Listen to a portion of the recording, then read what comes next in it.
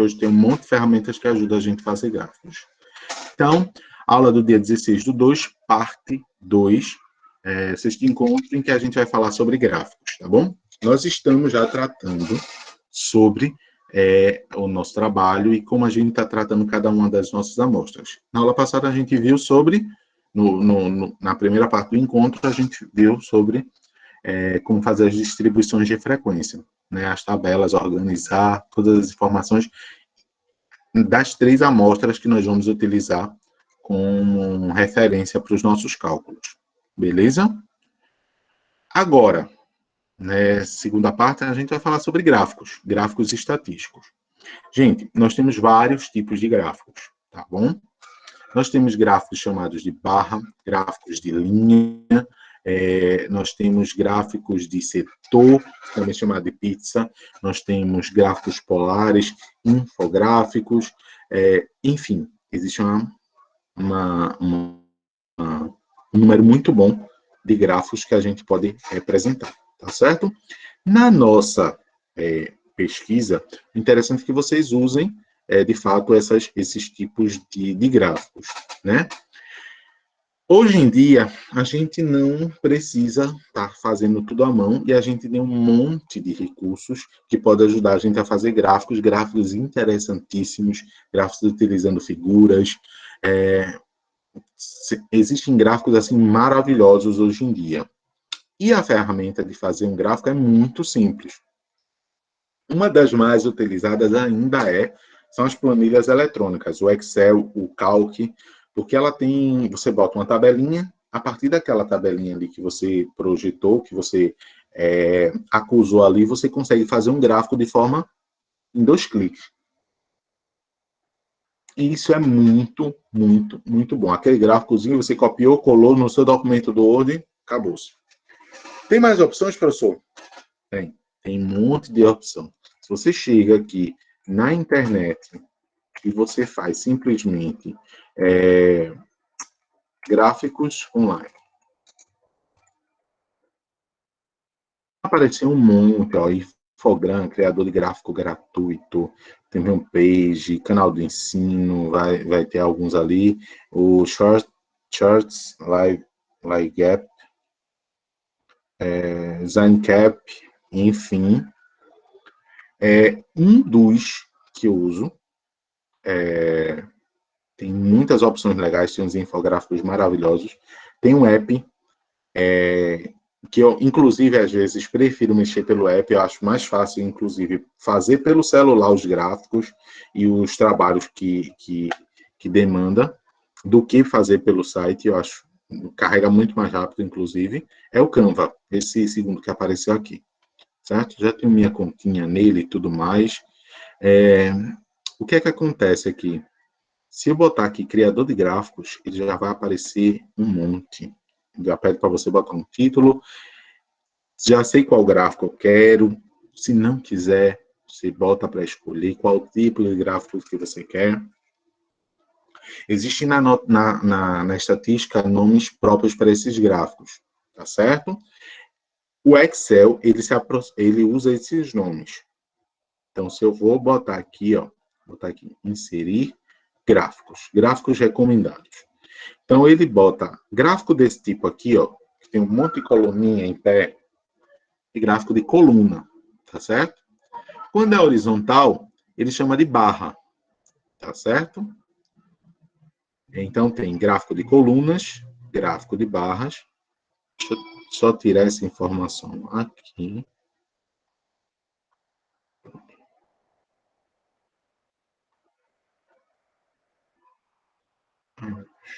Pronto. Alguém chegou agora. Vamos lá. Homem e mulher. Pronto. Se eu botar aqui para fazer o gráfico desses dados que eu já selecionei, já vai aparecer para mim um gráfico de colunas, um gráfico de barras.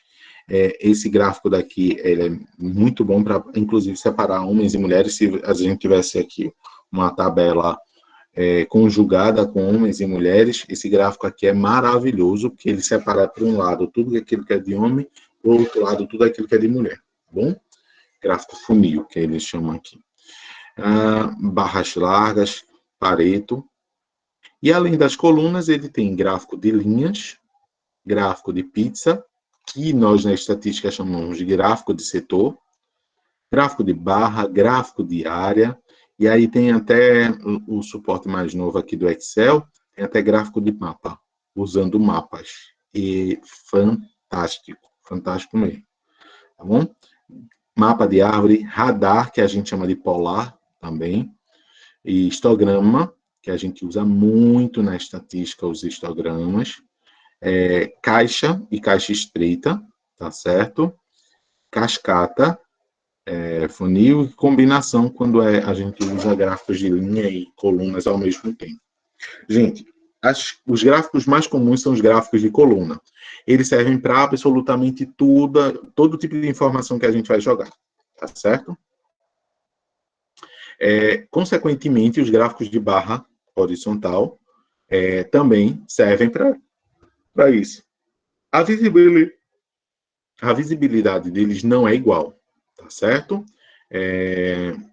Nem sempre as pessoas entendem um gráfico de barra.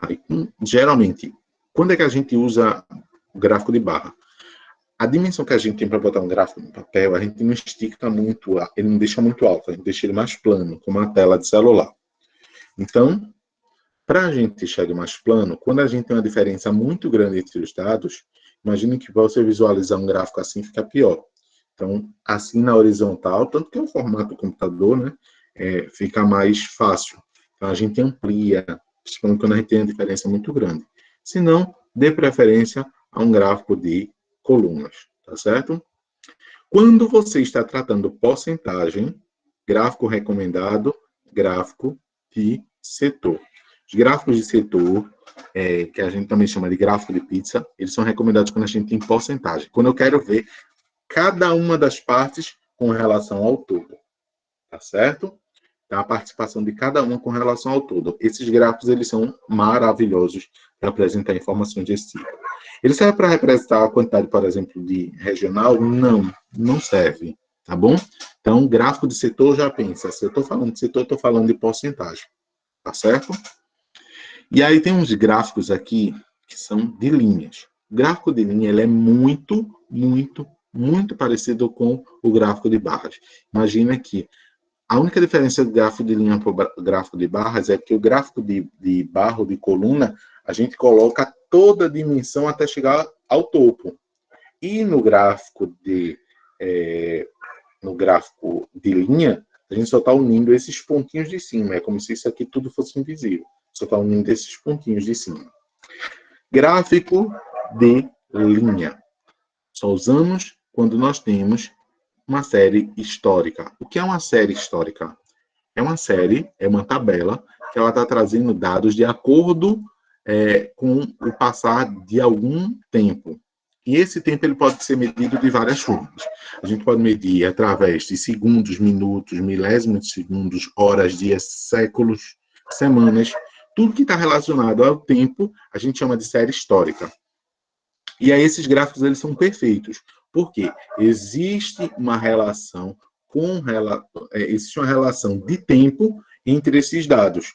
Então, com o passar dos anos, o número de vacinação aumentou, diminuiu, se manteve, tá certo? É diferente de eu dizer número de homens, número de mulheres. Não necessariamente em correlação. Os alunos de Afogados da Engazeira, os alunos de Belo Jardim, os alunos do Cabo Santo Agostinho, os alunos de Recife, os alunos de Olinda, porque eu tenho que ter uma linha unindo eles. Então, um gráfico para representar esse tipo de alunos não é um gráfico de linhas, tá certo? Agora, se eu falo, os alunos na primeira semana de aula tiveram essa participação, mas na segunda semana de aula tiveram outra. Aí sim, esse gráfico que eu estou analisando de acordo com o tempo é um gráfico especial, perfeito para você colocar no gráfico de linhas, tá bom? Também não inventem de... professor, mas tem uma porcentagem, mas eu estou vendo a porcentagem de acordo com o tempo. Por exemplo, número de contaminação, né? De Covid, como a gente vê hoje em dia, né? Então, existe uma relação histórica do valor que eu tinha ontem, do valor que eu tenho hoje, mesmo que esteja sendo apresentado em porcentagem, tá certo? Aí, tipo, vale a pena você colocar um gráfico que está falando historicamente no gráfico de pizza? Não. Só porque ele está falando em porcentagens? Não, esqueça. Tá bom? Enfim, então, no Excel e no Calc também, no Calc a ferramenta é bem simples, o Calc é o Excel do LibreOffice, tá certo? Do Office livre. Aí o que é que acontece? Aqui também é super fácil de fazer, ó. Inserir gráfico, e ele tem as mesmas funcionalidades. Em alguns aspectos, esse aqui ele tem um assistente de gráficos que ele se torna muito melhor, inclusive, para fazer gráfico de coluna do que no Excel, tá bom? Que ele pede para você selecionar o intervalo de dados, ele chama atenção para isso, sobre a série de dados, sobre os elementos, qual o título. Aqui, para colocar o título, o subtítulo, o valor do eixo X, o valor do eixo Y, é muito mais rápido do que no Excel. Entendeu? Esse assistente de gráficos aqui é maravilhoso. O Excel tem que dar um jeito de copiar isso aqui, porque ele é muito bom. O Excel fica escondido, tá bom? Então, isso aqui é um assistente de gráficos que tem no LibreOffice. Dá para usar no Library, dá para usar no Excel, tá bom? E gerar o gráfico aqui fica bem mais fácil. Você seleciona os dados que você quer e aí pede para gerar o gráfico. No Excel também, seleciona os dados que você quer, pede para gerar o gráfico. No Canvas, vou voltar lá, o que é que ele bota? Ele não bota o nome que a gente usa em estatística. Por exemplo, gráfico histórico, gráfico de linhas, ele usa aqui como gráfico de tendência. Ele mostra alterações ou progresso ao longo do tempo. Isso é um dado histórico, tá certo? E isso é um gráfico de linhas. Gráfico de composição e proporção. Mostra diferentes partes de um todo. Opa, diferentes partes de um todo? Perfeito para mostrar porcentagens. É um gráfico de setor, tá certo? Gráfico de comparações. Mostra semelhanças e diferenças entre duas ou mais categorias. Gráfico de barras, tá certo? Então, ele usa nomes diferentes aqui, gestão de projetos, organizar fluxo de trabalho, cronograma, processo de tomada de decisões. Enfim, tem um recurso aqui e é super, muito fácil também de operacionalizar. Tão fácil quanto o LibreOffice, tá certo? E eu recomendo bastante. Os outros sites eu não tenho muita afinidade, né? Tem site aí que eu nem conheço, nunca abri, quando eu considero agora, recentemente já tem uns novos que eu nem sabia que existia, então não sei o quão bom é a funcionalidade. Recomendei dois para vocês, que são os gráficos que a gente, são editores que a gente já conhece, tá bom? Então vocês vão, sim, gerar gráficos de algumas dessas informações aqui, tá certo? Então quando chegar aqui na amostra A, vocês falaram da população, ou de onde a cidade de onde eles são. Então, o que vocês podem fazer? Ver os gráficos para utilizar o valor das passagens, por exemplo, ou o número de transportes que se utiliza, um ou dois por cada uma das amostras, tá bom? E procurem usar gráficos diferentes. Botar um gráfico que seja de porcentagem quando der para encaixar, com outro gráfico que seja de linhas e intercalar esses usos, tá certo? Eu não sei se consegue gráfico de cidade. A última vez que eu tinha olhado, Brasil, os mapas ele estava conseguindo por estados brasileiros. Mas eu não sei se agora ele está permitindo aqui, para ver o CEP e tudo mais, para ver quais tipos de dados. Se já está permitindo por cidades, de estado, as cidades dentro de um estado, tá bom? É um recurso maravilhoso também. Enfim, gente, pronto. E aí vocês vão colocar o gráfico. Lembrem que o mesmo cuidado que a gente tem que ter num gráfico, para colocar um gráfico aqui, ó, vou até pegar aqui para vocês. Amostragem certificada.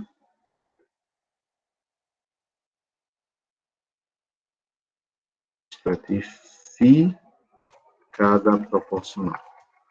Então, aqui tem preferência de voto. Utilizei a preferência de votos aqui de cada um dos candidatos, tá bom? Do total da amostra B, eu usei o valor geral, tá bom? Então, fiz um gráfico aqui de colunas. Eu estou falando em preferência de votos, eu não tenho nada histórico para colocar como gráfico de linhas. Se eu quiser ainda ver a relevância de cada um dos candidatos com relação ao total, eu poderia até utilizar um gráfico de setor, mas a diferença aqui é tão sutil entre esses dois dados que eu não sei se vale a pena. Na verdade, entre esses 4 dados, porque quando você vai ver dentro de um disco o valor de 66 e o de 88, não há tanta diferença assim entre eles. Vocês vão notar uma diferença muito pequena, tá certo? Então, essa daqui é a parte que a gente está encerrando agora, tá bom? Como é que a gente vai continuar o trabalho? A gente vai continuar amanhã com o próximo assunto, que é média, moda e mediana. Então, encontrar moda, média e mediana de algumas dessas informações. Escolher uma informação dada, só uma de cada uma das amostras, e a gente vai saber qual a moda daquela informação, qual a mediana daquela informação, qual a média daquela informação, dentro das amostras de cada um de vocês. Tá certo? Essa é uma parte super fácil. Depois, professor, aí vem uma partezinha que a gente vai utilizar, vai quebrar um pouquinho mais a cabeça, que são as variáveis, a variância e o desvio padrão. Tudo isso, até o desvio padrão, a gente vai encaixar dentro do trabalho, tá bom? As outras informações que vão vir depois, eu não vou cobrar dentro do trabalho de vocês, somente na listinha de exercícios que eu vou colocar, tá certo? Deixa eu parar o compartilhamento aqui da tela.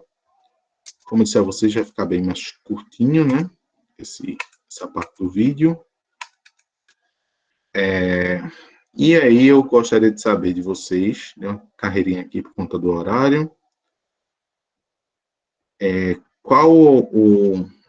vocês têm alguma dúvida, querem fazer mais alguma pergunta, fique aí registrada. Querem fazer algum comentário, tá livre aí para vocês, tá certo?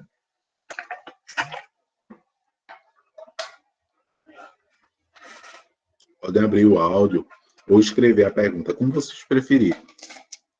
Se abrir o áudio, acho que fica mais rápido.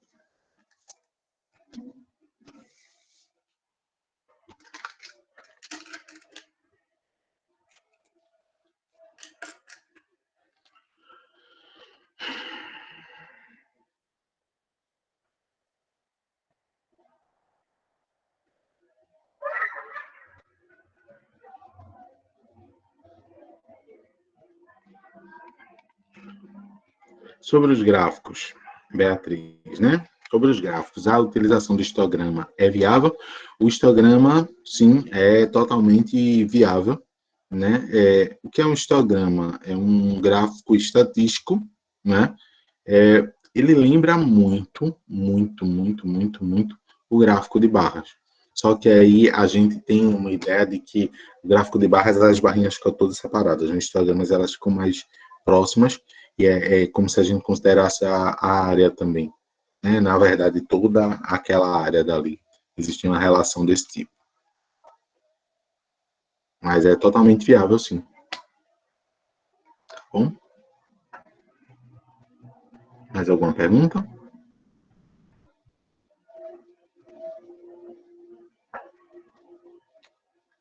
Gente, então eu estou aqui encerrando a ligação para vocês, encerrando a aula de hoje, né, na verdade, para aqui já o compartilhamento, mas quero só deixar um recado, acho que o que eu precisei dizer no início da aula era importante, tá certo?